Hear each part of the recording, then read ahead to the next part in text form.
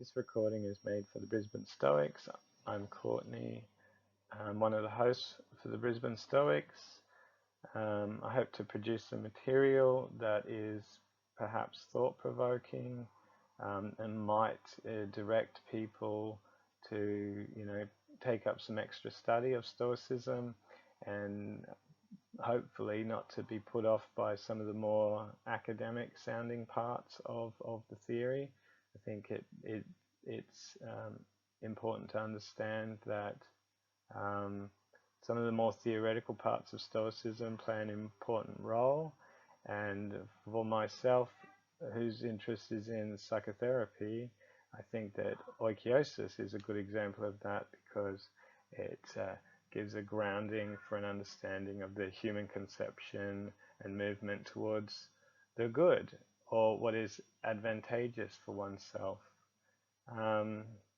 So being a non-academic, I tend to offer up articles and quotes from researchers and academics, and then unpack their ideas to the best of my ability.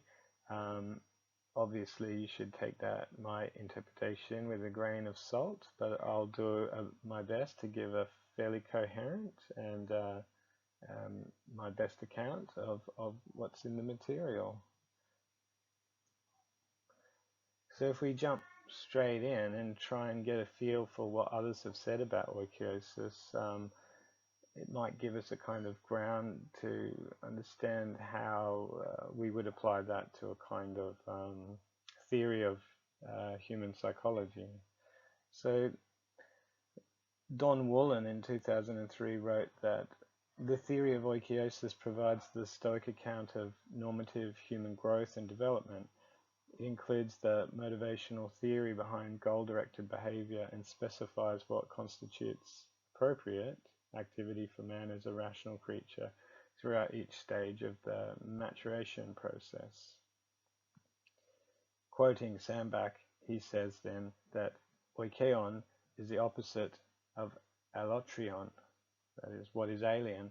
It is therefore that which belongs to you, so that you and it go together. I think it is fair to say that this idea of what belongs to you is something that is very present in Epictetus, that which is up to you. And in that previous recording, we looked at Foucault's ideas of what belongs to you and its relationship to concern, so something to keep in mind. Martha Nussbaum, in her book Therapy of Desire, writes about Oikeiosis, saying that Oikeiosis is concerned with the Stoic idea of innate orientation to the good, the human being's complex adjustment to the design of the universe. She goes on to say that it's the sense of what is appropriate to one's nature as a rational being evolves gradually, beginning from the child's orientation to self-preservation, and culminating in the mature adult's grasp of moral order. The awareness of one's own constitution and what it requires matures as the constitution itself matures. And quoting from letter 121 from Seneca's Moral Letters to Lucilius, he says, "Each period of life has its own constitution, one for the baby, and another for the boy, and another for the old man. They are all related appropriately to that constitution in which they exist." So looking at more from the background sources, we have Diogenes Laertius in Book 7 saying that they say that an animal's first or primary impulse is to preserve itself, because nature made it congenial to itself from the beginning, as Chrysippus says in Book 1 On Goals, stating that for every animal its first sense of congeniality is to its own constitution, and the reflective awareness of this. For in this way, because nature has made the animal congenial to itself, it repels injurious influences and pursues that which is congenial to it. When in the case of animals impulse is added, which they use in pursuit of things to which they have an affinity, then for them, what is natural is governed by what is according to impulse. When reason has been given to rational animals as a more perfect governor of life, then for them the life according to reason properly becomes what is natural for them, for reason supervenes on impulse as a craftsman. So Woolen's commentary of what Diogenes was saying is that rational agents are constituted in such a way that they have an affinity to pursue those things that will promote self-preservation and avoid those things that hinder it. Originally, this process of selection or rejection is essentially reflexive or instinctual. But with the introduction of reason, if all goes well, a dramatic change occurs. Instinctual selection-rejection is replaced by rational selection-rejection. So reason acting as a craftsman to shape the choices made. As Engbert Pedersen puts it, with the arrival of reason, there is a shift of allegiance from a subjective concern about particular objects to an objective concern for being right about the value of such objects. So one way of summarizing this would be maybe life is constituted in such a way as to desire its own preservation. It is made to be conducive to itself, in other words, to desire to continue its existence. The things in the environment that are understood, whether instinctively or rationally, to aid in the preservation of itself are desirable, and an instinctive reaching out follows. Alternatively, those understood to be harmful to itself are undesirable, and an instinctive movement away follows. Accordingly, all life is governed by the rational principle to reach out to what is good for it, according to its nature. Animals in simple life, other simple life, seek to satisfy the drive to self-preservation, which is fulfilled in homeostasis. But rational beings, on the other hand, have evolved beyond the basic requirements of instinctual life. Although it remains conducive to itself and seeks to preserve itself is now governed by a rational telos. Its ends are not merely achieved in homeostasis, but is in the actualization of reason. So just as animal life flourishes when the conditions for self-preservation are met, rational life flourishes when the conditions for a life lived according to reason are met. It follows then that the ideal human life is perfectly rational, requiring the examination of belief and training in the right use of reason. A perfected reason introduces the possibility of living a life of rational harmony and therefore rational happiness, as it is in accord with and respects reality. The rational being is able to transcend the fears endemic to the self-preservation drive, whilst simultaneously retaining its conduciveness towards itself. But rather than being merely towards the maintenance of animal life, it is now toward rational life. Understanding of virtue, which is the knowledge of the right use of reason, the rational end to which we are directed requires us to understand our powers of reasoning and the appropriate use of it. We are required to use the various experiences of reason appropriately, such as removing from our beliefs irrational elements, practicing careful use of judgment, and contemplating and accepting the realities of life that face us. Our mortality, our lack of power to control circumstances, our social obligations, the ethical demands of participation in rational life. And now quoting from the Discourses by Epictetus, he says, I do indeed want to be unmoved and undisturbed, but as a dutiful, philosophical, and scrupulous person, I also want to know what is appropriate for me to do in relation to gods, parents, brothers, country, and strangers. So things may naturally appear as conducive to life and therefore naturally desirable. The opposite is equally justifiable. Where this can go wrong is in attaching the rational evaluation that external things can take on more value than this. Only reason is properly good, and therefore the right use of reason, and its use is properly up to us. always within our power to use and for the satisfaction of our rational ends. Externals always remain not up to us and always beyond our reach. Not understanding that reason provides its own rewards, we are struck by the appearance of things and assume that happiness is achieved by adding to desirable externals, those conducive to life, rational evaluations based on our preconception of the good. We are able to do this because we are innately aware that the good exists, just as, instinctively, the animal knows what is life-preserving. But as discussed, the good is a property of rational life. The trouble is, when we attach the rational condition of good to externals, we fail to respect reality. We instinctively know that what is good is simultaneously a happy and fortuitous condition, as it is the satisfaction of the rational drive. But attachment to externals results in unhappiness, given their inability to hold the condition of good we place on them. It is an unnatural fit. Persistence in this behavior will have us witness external things unreliably providing us with happiness, leading to disappointment, passionate emotion, and distress. The cure is to see reality as it is, that externals cannot hold the condition of good or bad. Only the use of reason is capable of this. In short, it is not in acquiring or avoiding things in which the good is obtained or the bad avoided, but rather in respect for reality and in the rational use of things. So, following along this line of thinking, here's a quote from the Discourses by Epictetus. Merely to fulfill the profession of being human is no ordinary thing. What is a human being? A rational mortal creature. From what then are we distinguished by rationality? From wild beasts. And from what else? From sheep and the like. Take care then never to act like wild beasts, otherwise you have destroyed your humanity, you have not fulfilled your profession. Take care too not to act like a sheep, otherwise your humanity is ruined in this way too.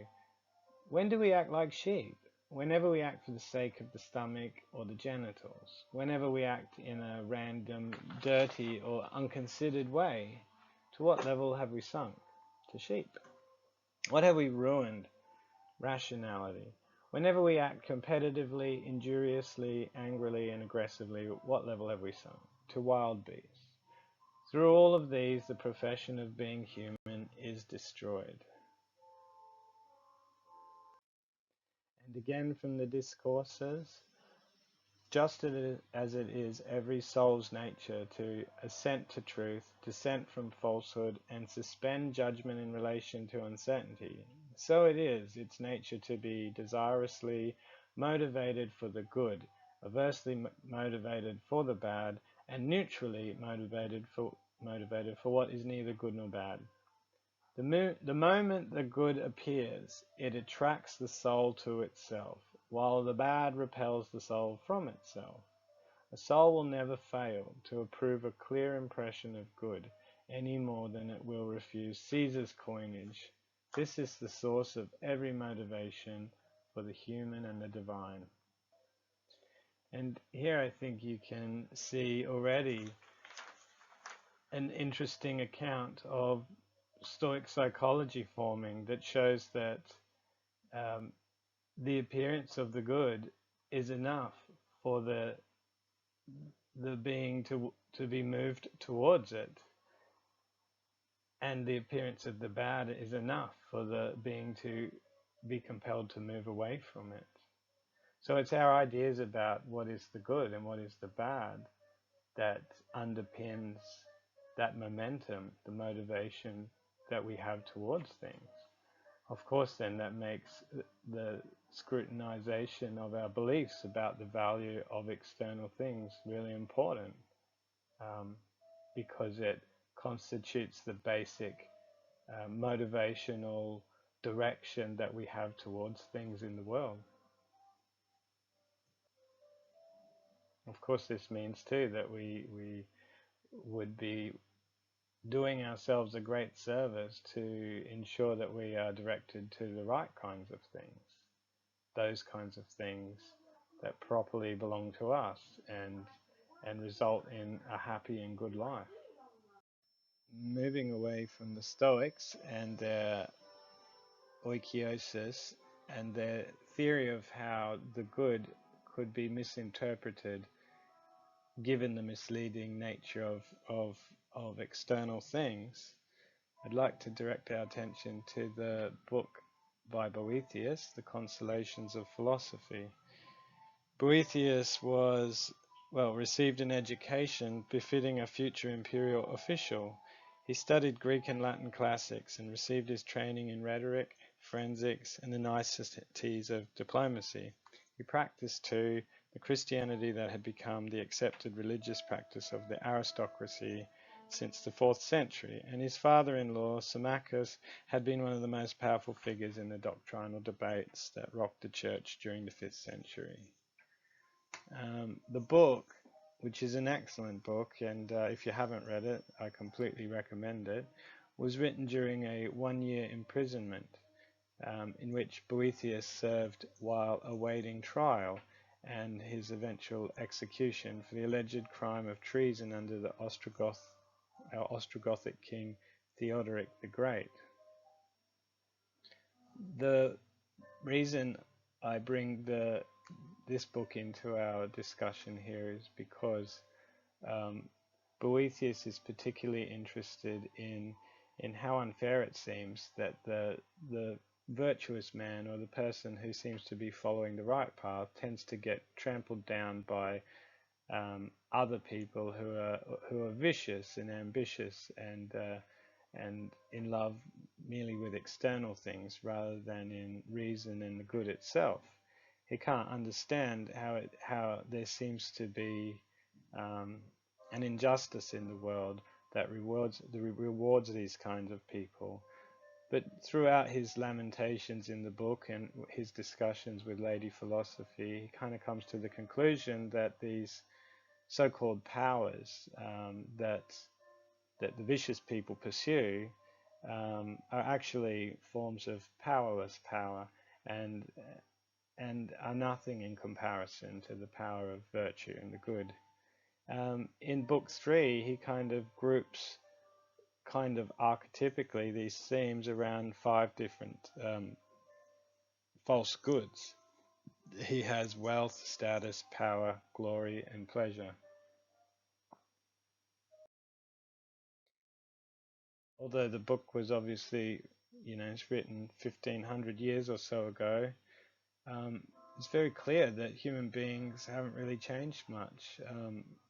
This idea, this struggle between a person's feelings about what is actually really good for themselves versus these worldly powers that are very tempting for most people, that kind of archetypically lead us astray in the pursuit of the good life.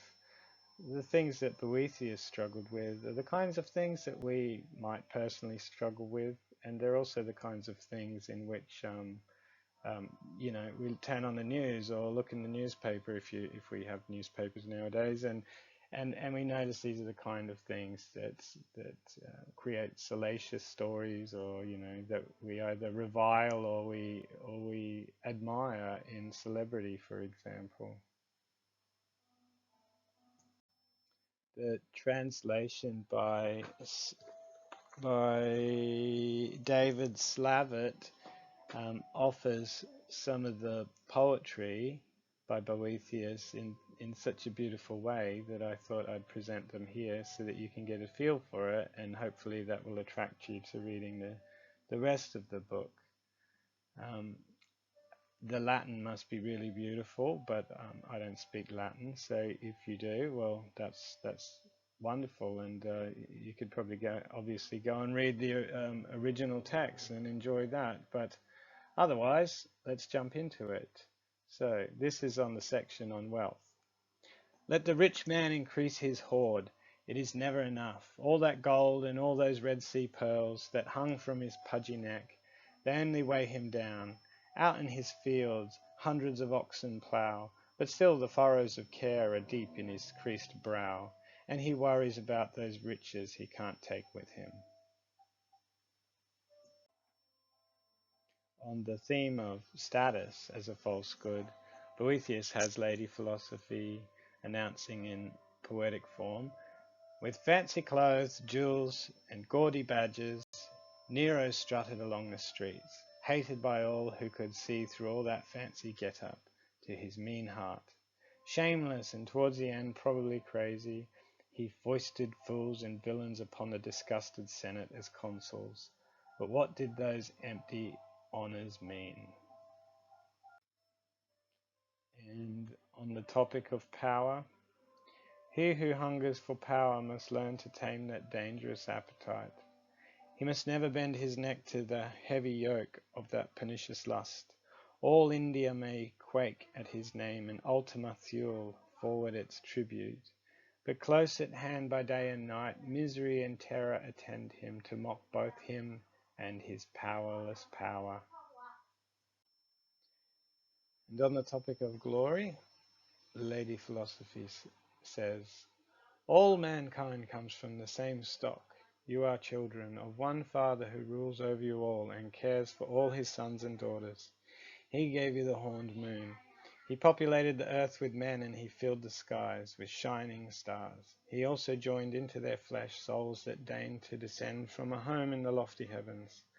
But if this was the noble origin of every mortal, why should anyone boast of his forebears or his family's distinctions? All of you can claim as ancestor and author the God who made you, except for those who have turned away to embrace sin and reject the gifts of their proper Father. Yes, it sounds very Christian, but if you compare this with the Discourses 1.3, you'll find quite a bit of similarity, I think. And finally, of pleasure. Pleasures are alike, tormenting those who pursue their sweetness. Angry bees emerge from their hives where the honeycombs were plundered to swarm and inflict the sharp stings of reproach on guilty hearts. So in closing, and as an end to part one, I hope this has been a useful introduction of some of the themes around the Stoic psychology that might set up like a preliminary understanding of what a Stoic psychotherapy might look like and what parts of the theory will be important to its kind of articulation. In particular, Oikeiosis gives us an understanding of the rational being's um, necessity to move towards a rational conception of the good. That this kind of flourishing is not necessarily dependent on pleasure or any other forms of worldly external forms of good, but rather is derived from things that are properly up to us, the rational faculties of the self, those things that we ought to be concerned of protecting and cultivating. Um, by introducing some ideas from Boethius, I just wanted to show how Boethius is an example, not a Stoic one, but one informed in Stoicism, who shows what it's like for an otherwise just and virtuous person to be victimized by the tyrant or those people around them who misuse external forms of good so that they can have power over others or over their worldly situation.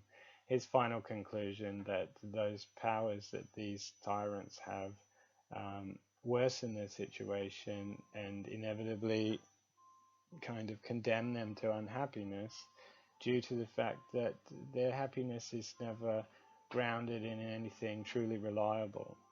If we commit ourselves to um, depending on external things as a requirement for happiness in the world, we will always be deceived and let down because those things rationally cannot hold the expectation of happiness, as they're impermanent and they're unreliable. They can be taken from us, and generally they lead to us becoming slaves to them in the first place.